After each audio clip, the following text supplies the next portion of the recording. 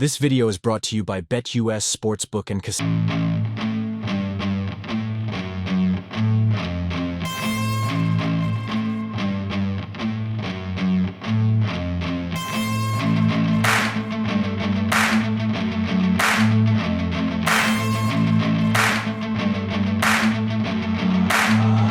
Good evening, good afternoon, ladies and gentlemen. Welcome back to Monday Mashup, where we recap all the games from this weekend. We give you our over-liables, the best game of the week.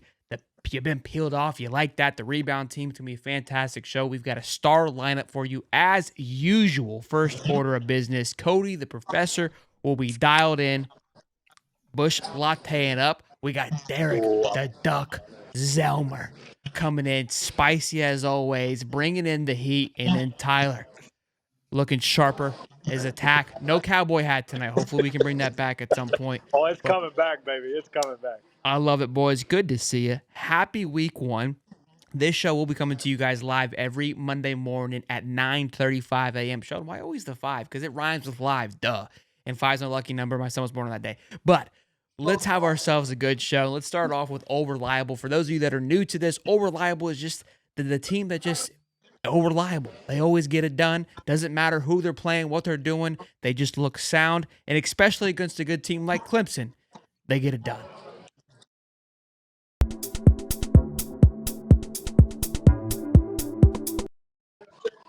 Derek, could go to you first, man. We talked about on our Hightop Game Day show that this could be the death of DABO. And by golly, that thing got uncorked in the second half there. What do you think about the DAWGS in game one? Because could be a matchup for the Ducks later on in the season. It could be, and honestly, I kind of hope not. But yeah, it was like a good sound game in the second half from Georgia. The first half was really interesting to me, though. I think it was 6-0 at halftime. Clemson was kind of keeping it close. There wasn't a whole lot going on. You know, Carson Beck wasn't able to quite get into rhythm. The run game was kind of spotty for both parties.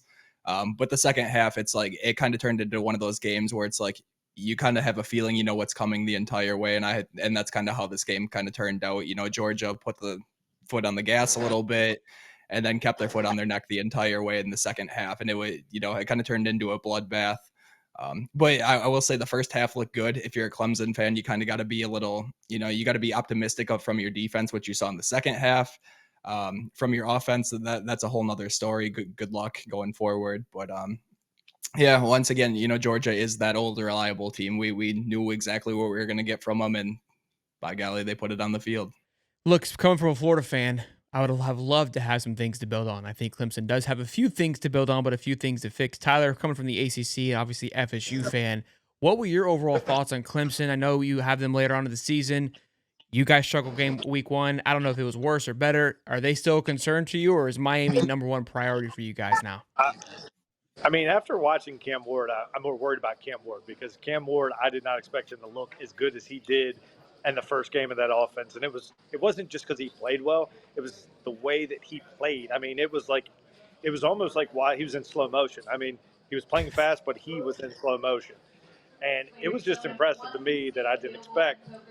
Now, coming to Dabo, I think Dabo's done. I mean, the portal for him just isn't a thing. He doesn't like it. He hasn't adapted well to this new college football system. And he doesn't want to do the portal. He hates the nil. He hates all that. But sometimes you just got to do it the way you have to do it. And as for Georgia, I mean, it's like these guys just reload every single year. I mean, the third-string running back was playing, and the guy's he's a five-star recruit. I mean, Nate Frazier. I mean, he was just out there just doing it. And I don't think Clemson's a bad defense. I just think that, they're just that good. And they just have All-Americans all over the place. And Clemson did play in the first half very well, but once again, I mean, Kirby Smart and his second half adjustments are just way better and way above and beyond anything Dabo can even do. Nate Frazier was Ty Hayes' breakout player of the game on our Hightop Game Day show Saturday morning. I think Jake Crane, he had Restrepo from Miami. He also had a great game. Allie was the only one that was way off the buck with Joey Slackman on the Gators defensive line. But Nate Frazier, I think, has to go out of those three guys, breakout player of the game with 83 yards rushing and a tutty and one catch for 24 yards. Again, true freshman coming in, 4 or 5-star. He was a 5-star at one point. Those things move around, but you saw what you got in the football field, and they got Trevor Etienne on the sideline just chilling. This team looks ridiculous, like you said once again. Cody, how you feeling about the Dogs and Carson Beck going into this year? Boy, oh boy, Nate Frazier, a guy that I actually broke down. I really liked his film. I was worried that when Etienne went there, that he wouldn't start over Frazier because I think Frazier's that good. If he can get into a rhythm. Now, pass blocking, gotta do that. But that kid is an absolute stud. If I'm Etienne, I'm looking over my shoulder and knowing that kid is there every single day. Georgia defense, typical as usual. Speed all over the place. Linebackers, defensive line was a concern for them, but not for the rest of the nation. They look okay. They'll rely on their defense during these tough games, and they just bullied Clemson. What do you want? I mean, Dabo won't adjust. I think he's done. I think he is. He's too comfortable in his spot, and when you get too comfortable anywhere, you get your ass fired. So. That's my take on Old Reliable and Clemson. We will see how it plays out. Again, Old Reliable comes from the Nick Saban era. We created this whole topic of Bama just being Bama. Now that he is no longer here, it seems like the crown has passed respectively to Georgia. And this is a complete overreaction, but it looks like it's Georgia and everybody else for the first week again, as it's done in the last couple of years. Oregon, who's that top favorite team, didn't look very sound, especially our Derek the Duck. This is not a shot, Duck fans. We love you guys. I just know that you guys weren't too ecstatic with your big matchup against the Vandals. Ohio State got a little bit of a sluggish start against Akron, I believe. I don't think they covered either, but Ohio State's known for getting off to a slow start. I think they're going to be just fine. But, the first team that was truly tested on that top echelon was the Dogs. Notre Dame, too, respectively so, and they got it done. But Georgia just controlled the game, even though it did seem close for the first two quarters. It felt like Clemson was just hanging on by a thread. And it was there any moment that the Dogs would break loose, and sure enough, they scored damn near 25 in 5 minutes, it felt like. So now we're going to dive into what is known as the rebound team. So this is going to go back to last year for this week and this week only. Then it'll be, hey, who struggled last week? Hopefully Miami or Florida's on this. Hopefully they're on the schedule next week, but for a different reason on our talking list. Rebound team, though, is going to go to Nebraska and Dylan Raiola, a team that kind of lost some games they probably shouldn't have last year, coming in with a lot of hype with Matt Rule there as the head coach, and, of course, the star quarterback in Dylan Raiola, the number 2 quarterback in the country behind DJ Lagway last year. So let's go ahead and talk about the rebound team of the week.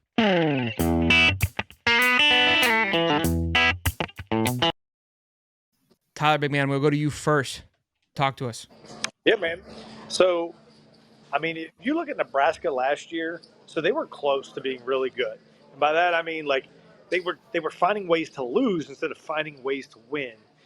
And they found a way to lose to Iowa. I think they lost 13-10. They found a way to lose to Michigan State, which I don't even know how, because Michigan State was just god-awful last year. And they had lost someone else by 3, but they were all by 3 points. Now they bring in Dylan Raiola, and this guy's supposed to be the truth. And I can tell you, when Patrick Mahomes says little cuzzo, I mean, it means something. So the way he threw the ball and how many guys they ran the ball with, I think they used about 5 or 6 different guys running the football, constantly keeping them fresh. And I think about 10 guys caught a pass for Nebraska. So it wasn't just one guy. It was a ton of guys on that offensive side. On the defense, they got a bunch of juniors and seniors who have all played together. And I just think they're going to break out, and they have a chance to upset a few teams that you wouldn't expect them to. Cody, I know you guys have picked later on for our betting part of the show for our Hightop Sports Boys parlay pick. How do you feel about Nebraska this week? I mean, obviously you like them over Colorado, but talk to us. Yeah, I think before getting it too into obviously the Colorado and Nebraska matchup, I think they just have enough weapons to upset a lot of teams. They got a good back, catches great out of the backfield. He's got speed for days. Defense does nothing great, but they keep everything in front of them. They're not going to lose you a game. It doesn't seem like, and the score should have been 14 more points because they had 2 crucial drops, one in the end zone that was literally in the bucket, and wide receiver just let fly through his hand.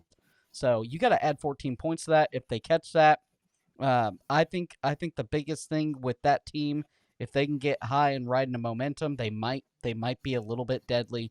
And their schedule is not the toughest in the nation. And I think Nebraska fans deserve it. This is a brand that they fill that stadium every single week, and they have been bad for so long. I think they deserve what they're getting.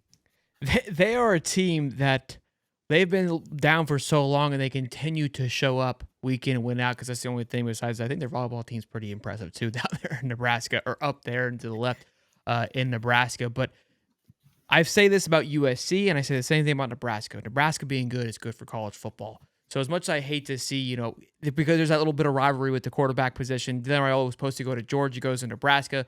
Love seeing that success story, choosing to go to Nebraska versus staying at Georgia with all that went down. But how you feeling, Derek the Duck, about the Huskers?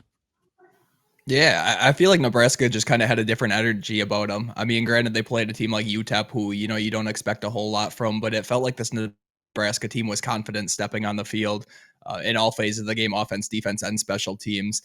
Patrick Mahomes Jr., Dylan Raiola had 2 touchdowns, 19 for 27, so he had a solid game there in his first collegiate start with Nebraska.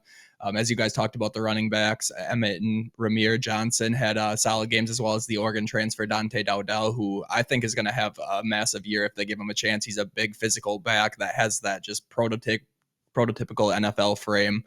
So I'd love to see him continue to get opportunities in the Nebraska run game. And then, it kind of, as Cody alluded to, Nebraska's schedule going forward is not super challenging. I wouldn't say. I mean, obviously you have a team on there like Ohio State in that game, everybody knows what you're getting when you bring in Ohio State.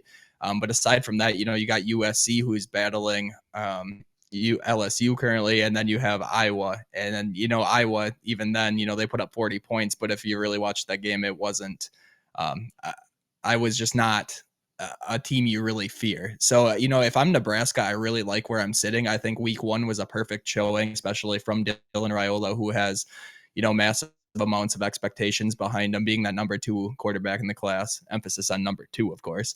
Yes, sir. Thank you. Points for Derek. You got it. But yeah, if I'm a Nebraska fan, honestly, I feel more encouraged coming out of week 1 right now than I have probably felt in a number of years.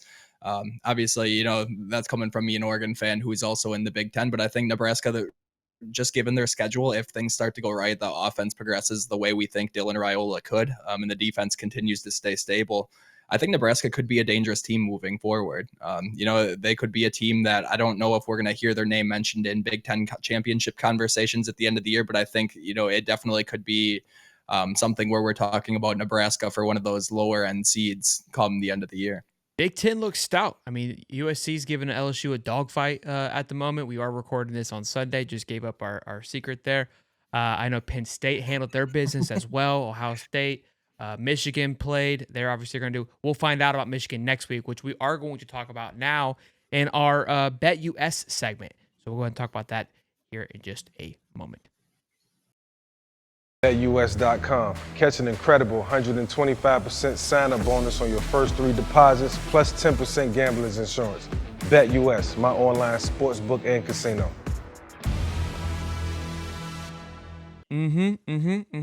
Well, that's too many of Shelton's there, but this show is brought to you by BetUS, ladies and gentlemen. And shout out to Michael Vick there for being the guy and giving us a plug there. We're going to give you the Hightop Sports Pick'ems.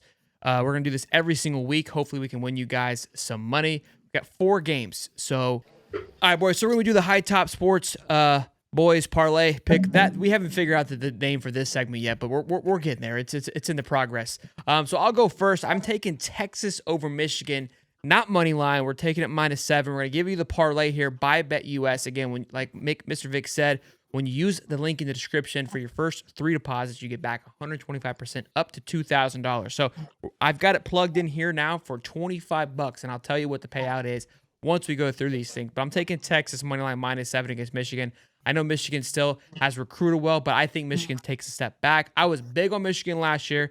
Michigan, I feel, though, again, with the Big Ten, what they're doing, and Texas is really primed to get things done, even though they are down to the 3rd-string running back in Jarrett Gibson. But he's like a Nate Frazier or run over anybody, and I'm not concerned about Texas getting it done against the big blue. Cody, Buffs, and the Huskers, what are you thinking? Yeah, I think Shador Sanders and company is a very good team, but I think they are too one-dimensional.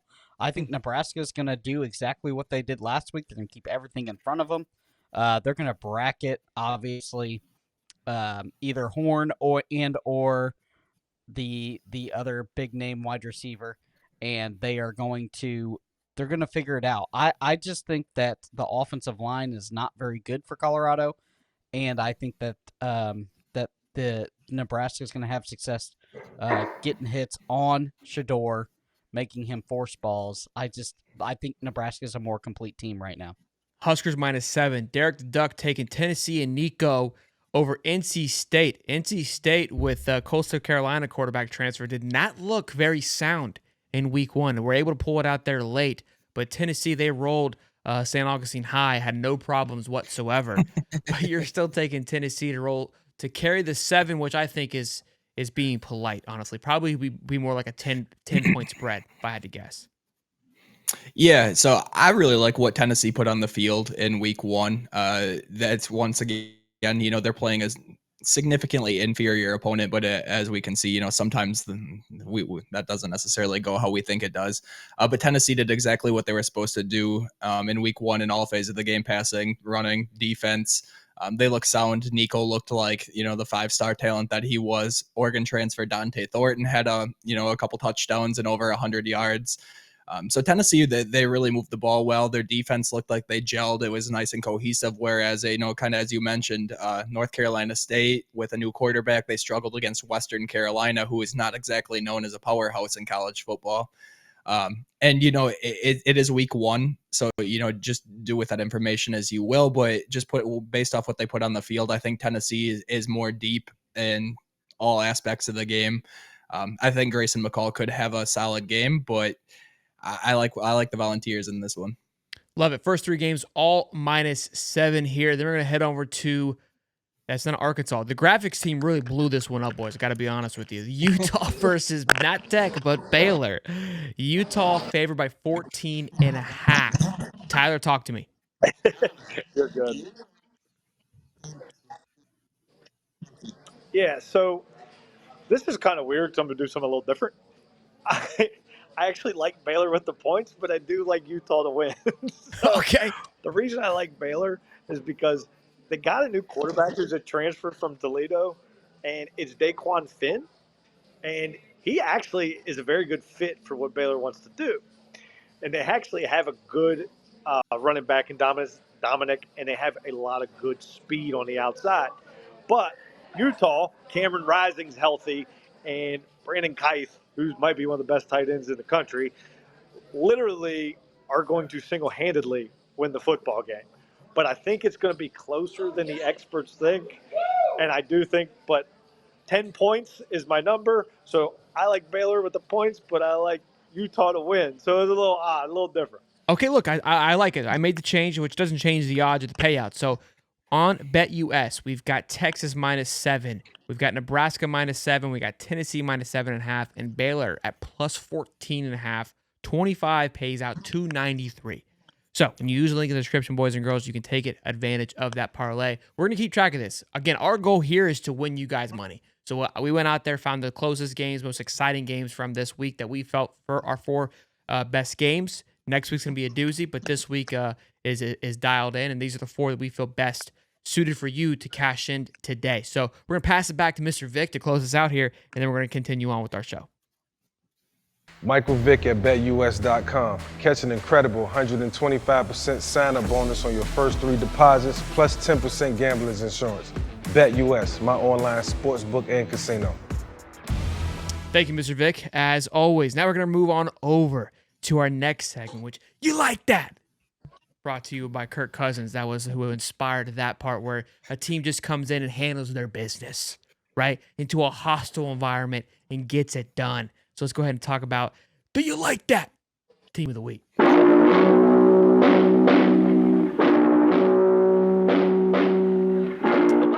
I love it. We better start rocking out there. You like that is Marcus Freeman and the Notre Dame Fighting Irish. Heading all down to the 12th man. I go, Freeman brings his 13th man. They hold him out, even though they were a higher seed.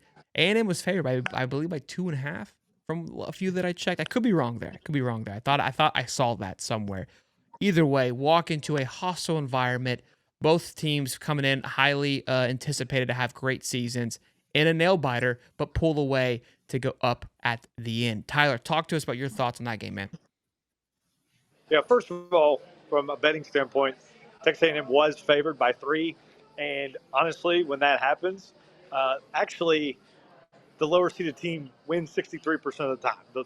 The lower of the ranked teams. Wow. But moving forward, Notre Dame and Texas A&M was a good old fashioned just defensive struggle, and I think it was 6-6 at halftime, and both of these teams were just dogfighting each other.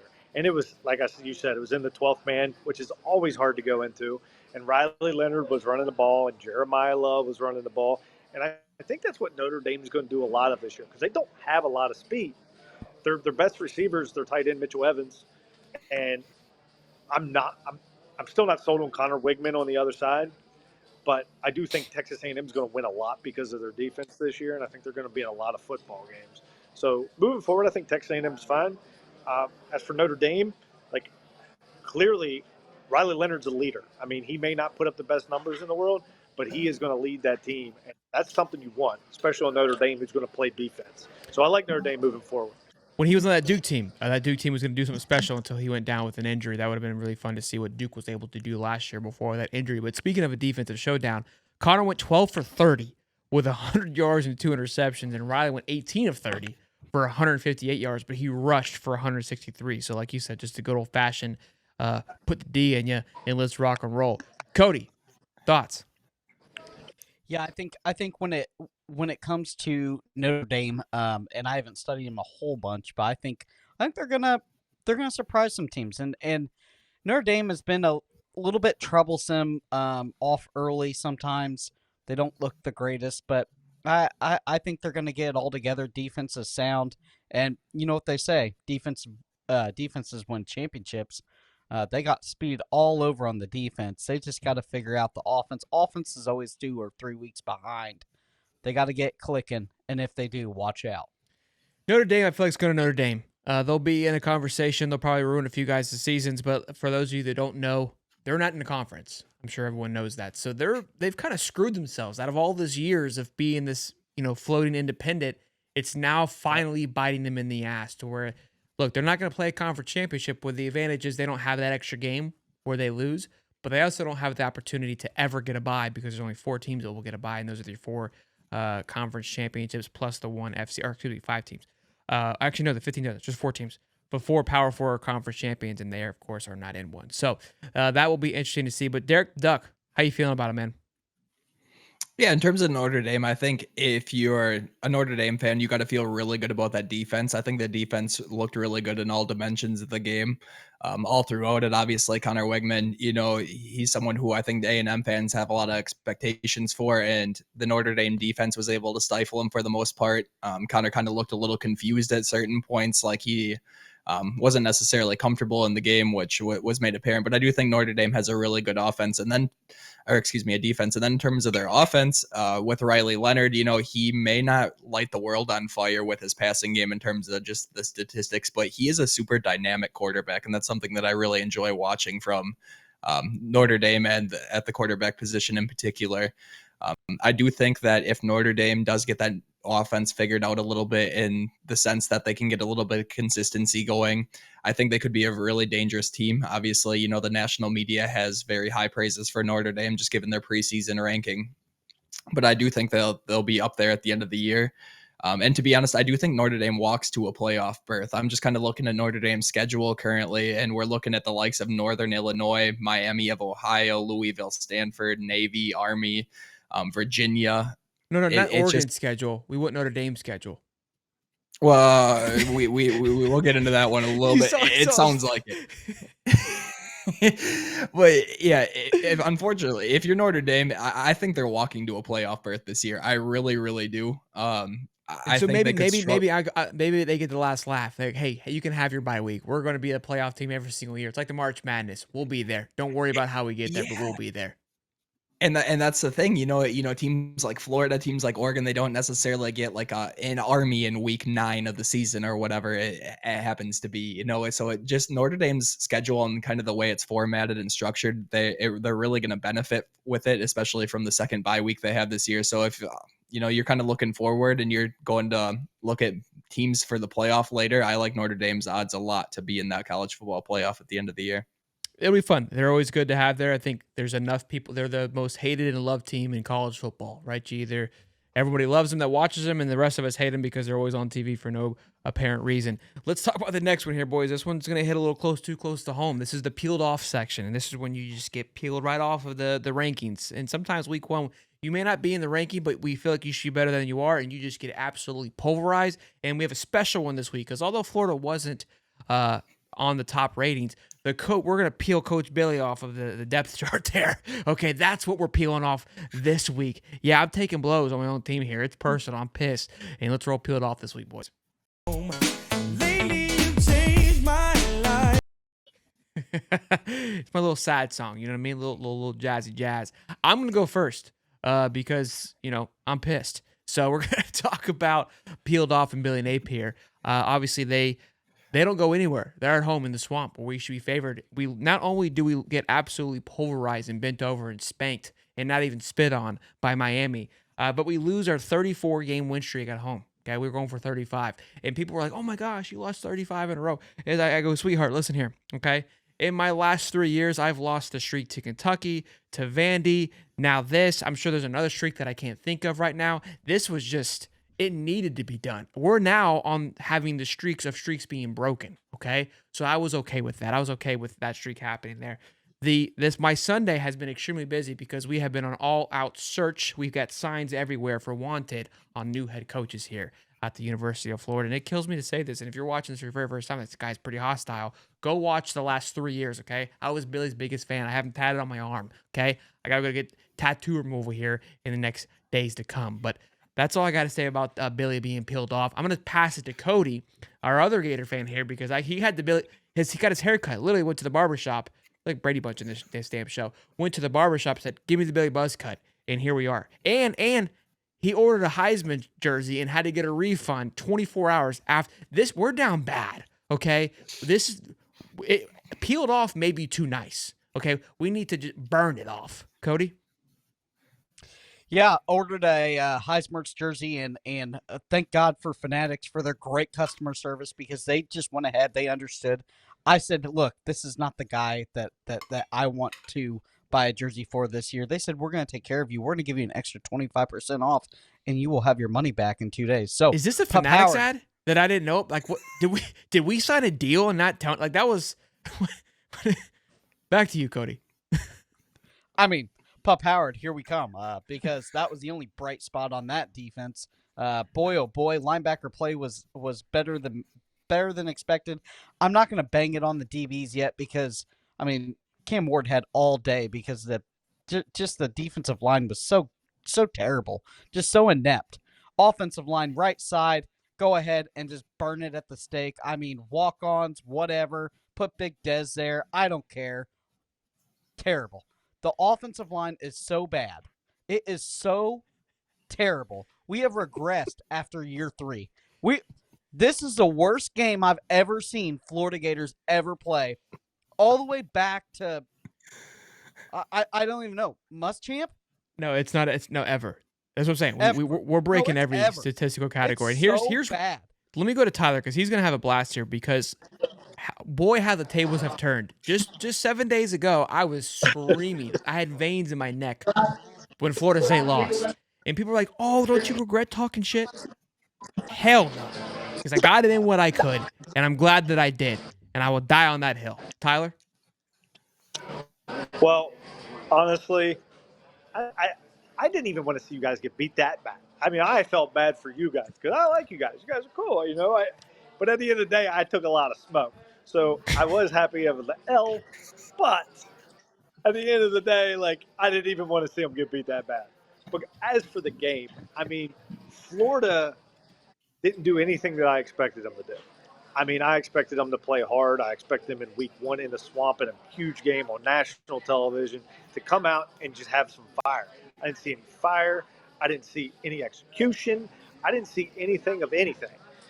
What I saw was Cam Ward standing back there and throwing the ball over the field. I think he might have thrown 5 incompletions, and then when he was scrambling, it was almost like he was walking out of bounds. I mean, it was insane. I'm scared for Miami moving forward, though. I mean, we're going to find out more about them as we move on. But honestly, Florida fans, they're not going to like to hear this, but I mean, there might only be 3 wins on that schedule. Look, we were having a good show, Tyler. You didn't have to go there with that, okay? You didn't have to say it out loud. I wasn't even trying to be rude. We're gonna go back to muting you. All right, Derek. Tell us. You've been roast me. I wish I could get a red X over him. That'd be even more fun. Go ahead and get your lickings while you can. Let's get this segment over with. Yeah, I'm going to switch this one up a little bit. I think it would be really easy for me to come on here and, just lay an egg on some Gator fans for some of the things that I was told this week, particularly the people who told me that Eugene could not be as loud as the Swamp. And, first off, Cam Ward, first thing he said comes out the game and he's like, that wasn't near as loud as Eugene, and then puts USC in the same conversation. So congratulations to the Florida fans. You guys put yourself in the same conversation as the Coliseum for, crowd factor. But I am going to go to Miami. Yeah, sorry about that, man. It's not my fault. You guys did that. You guys let Mario win. I didn't want to see Mario win, but here he is. He's a week 1 winner, and now the national media is back on Mario's dogs. Tough. So this is your fault. I don't want to hear anything from anything I'm about to say. But I will switch this. I think Miami, they played extremely well. Cam Ward had 385 yards passing. He was extremely effective in the passing game. He was able to, navigate the pocket in a way that was extremely effective to buy his receivers a little more time to, get open, which they absolutely did. The receiving game looked good. And I think if you're Miami, one of the most encouraging things that I saw is the fact that Damian Martinez, for the most part, was stifled in the run game, and you were still able to put up the amount of points on a Florida defense that you were able to. I think that's really encouraging if you're a Miami offense. Just understanding that Damian Martinez, in my opinion, at least, just being someone who has watched him a considerable amount in the Pac-12, I think he truly is one of the best NFL ready running backs in the country currently. And I do think he ends up getting going. So if you're Miami, you've got to be really encouraged about what your offense brings to the table. This might be the first year in the Mario. Well, it will be the first year in the Mario regime where you have a competent offense, as well as the defense looked sound too. So if you're Miami, this might be the first year. I hate to say it, you guys actually might be back.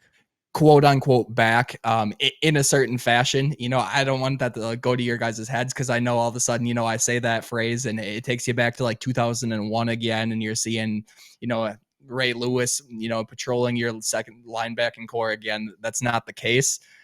But I am saying I do think Miami is finally, they finally are putting it all together, and they really could be a scarier team, even led by Mario Cristobal. Yeah, it's not fun. It's not fun to see how it unfolded on Saturday.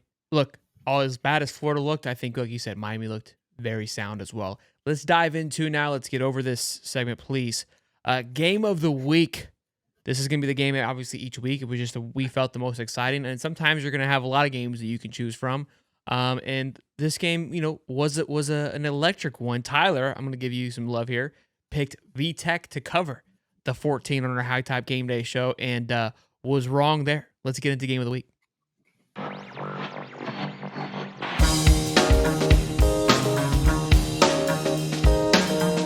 Game of the Week going to Vandy and Virginia Tech, 27-34, going into overtime. 400 yards, total yards for VTech, 371 for Vandy. Again, VTech was a team that could have made some noise this season, but was unable to get off to a hot start and loses to Vandy, who their coach was onto the hot seat, kind of sort of. It's Vandy, wasn't too serious, but he seems to have cleared the slate. He did what he was supposed to do, unlike the other teams in the other coach in the SEC. Tom, I'm going to go to you first since you picked VTech to cover the ACC love. Ugh. How in the world does a team returning 19 starters go into Vandy and you look as bad as you did when you have one of the best, supposed to be one of the best running quarterbacks in the country with Kyron Drones, and you're returning 19 guys? You have a great running back. You have Allie Jennings out there on the outside, which I'm really hurting for this because I ended up going to, when they were down 17-0, I ended up betting on plus 350 as they were 350 to win live. So then I bet them 350. Then they ripped my heart out as they throw a touchdown for about 60 yards. It's 27-20. I'm losing my mind. I'm like, yes, we might even get the cover. And not only do we not get the cover, we don't even get the win because then they blow it in overtime. Kyron Drones gets hurt. They bring in the backup. He, on fourth down, he has all the world in the. He could have walked into the end zone. He throws the ball 35 yards out of bounds. I lost my mind. I can't believe they looked that bad. It was embarrassing. Thought I had a bad weekend. I didn't realize you put your whole life savings on this damn this VTech Sandman team, and boy oh boy, losing to. Listen, I lost to Vandy too, so I get as a Florida fan, we can relate to a lot of you guys at this point. So it's interesting. Derek, what was your thoughts on the game of the week? Yeah, like some other people here in this call here, I also lost some money on the Virginia Tech game. Put them as part of my parlay too. So, I started off my Saturday morning in just prime condition, and my Ducks didn't make it any better later in the afternoon. But I kind of feel a little like hurt from Virginia Tech. I was one of those people who bought into the Virginia Tech hype. I understood all the talent they were bringing back, and there was supposed to be all this cohesion, and the defense was supposed to mesh together this year, and Kyron Drones was supposed to lead this offense and be all dynamic. And then we get to halftime, and what was it, 17-3 Vandy at halftime, something like that. I felt really betrayed by Virginia Tech. To be completely honest. They did pick it up a little bit in the second half. The offense showed you what they were able to do. But at the end of the day, it's like Diego Pavia, I think he was like New Mexico State transfer. This dude, they had no answers for this dude. Through the air, didn't have a ton of passing yards, but did have 2 passing touchdowns. Had 26 rush attempts from the quarterback position. So I think that tells you right there, there was a game plan from Vandy coming in that they understood that they had an athletic matchup with their quarterback, and whoever they were putting on the opposite side, likely a linebacker, but Diego Pavia tore him up on both sides of the ball. And, Vandy walked away with this one. But if you're a Vandy fan, I do have to say I was peeking at your schedule going forward, and you still might lose 10 games, which is absolutely crazy to say because I don't think they're a terrible team. I just think their schedule is that brutal going forward. SEC's tough, boys. Cody, how does it feel as a Gator fan being underneath Vandy week 1? Mom joke was right there at the tip of my tongue. I'm gonna keep PG here. Go ahead. Yeah, I think Vandy was, they played a really good game. They did everything they could. I think the mobile quarterback is a thing where college defenses are still really trying to adapt to. I know we've had it for years and years, but if you got one that can get out with his legs and do it, it makes you more dynamic than a regular offense. Shout out to Vandy. They hung some points early and then still fought back. I think the defense definitely has some holes. They need to figure out some DB positions. They need to figure out the safety position. But a team that is going to go through a gauntlet through the SEC, but might upset a team going there at noon, to Tennessee to go play Vandy. I love it. Boys, that was one hell of a Monday mashup for week 1. It was an electric one. It was an exciting one. And here's the best part about college football. It only gets better from here. There is some fantastic weekends coming up with game matchups that it's like, who are we going to talk about? Who are we going to pick? We might have to add segments. That's how many games there are that we're going to need to be talking about. Make sure you guys, again, check out the link in the description, BetUS. We've got Tyler in the Brady Bunch box below me, Cody, the professor in the corner, then Derek, the Duck Zelmer there, boys, representing our Hightop Sports Oregon channel. We will be here with you guys every Monday, 9:35 a.m. all season long. So be sure to smash the like button, subscribe. Check out the link. Again, this show is brought to you by BetUS. We'll see you boys in the next one. Peace and love, baby.